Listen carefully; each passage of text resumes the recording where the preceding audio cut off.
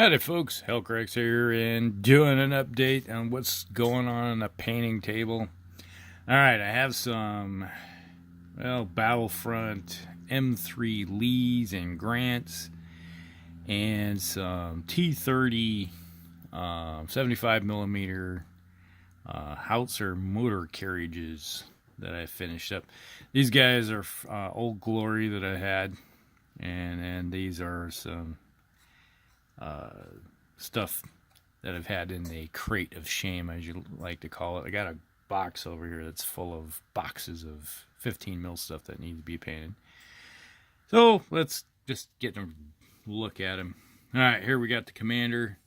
Now this is the Lee, and the only difference between a Lee and a Grant is the turret. So you got an American up there in this little turret sitting there looking out, viewing the world.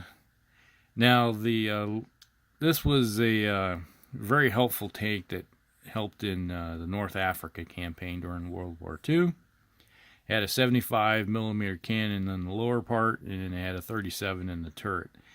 And at the time, the British had a problem with not having any big guns on any of their tanks, and had issues because they're usually using 2-pounders and 6-pounders.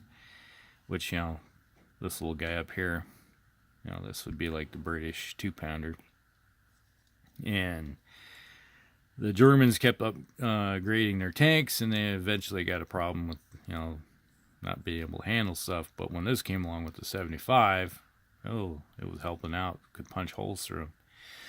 But when they were in the desert, the only problem with that is there was no cover to hide behind usually. So this was a very big, tall tank, so it could be seen and be shot at from a long distance, which the Germans could do. So that was the drawback.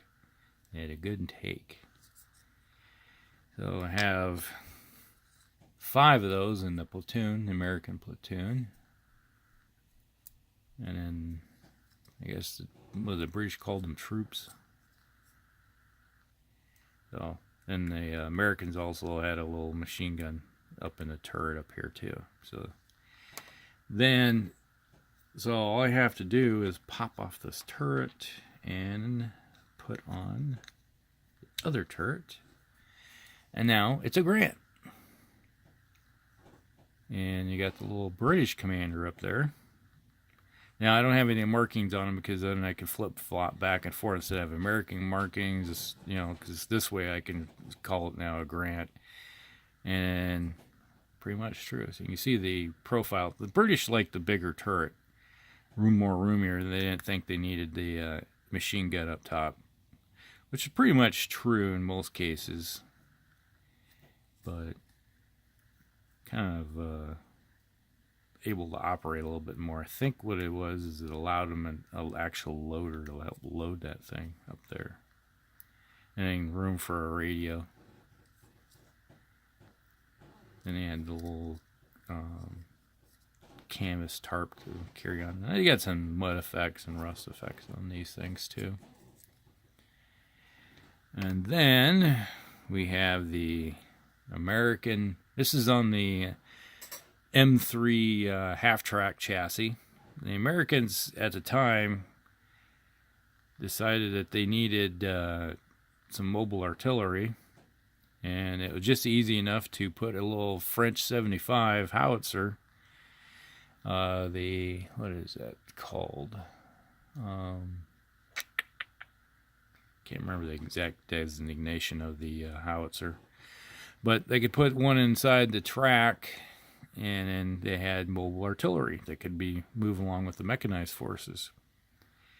And they also did the same thing. They put a 57mm anti-tank gun on one. They also had 105. This is what, the T30, I think they called that one.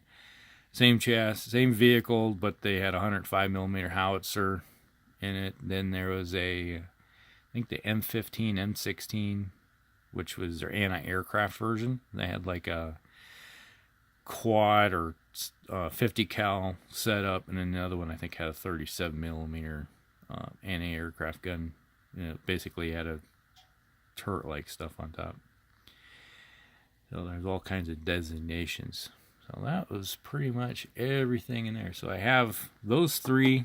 The only problem with this kit is that this 50 cal, this barrel bend.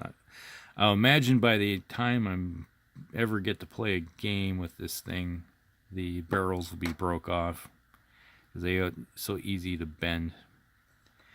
So now pretty much have the ability to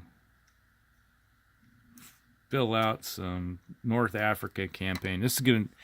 I got these guys in anticipation of playing Torch, because the Torch book came out about a year ago, I think it was, and I was planning on using these guys, but I just never did get around to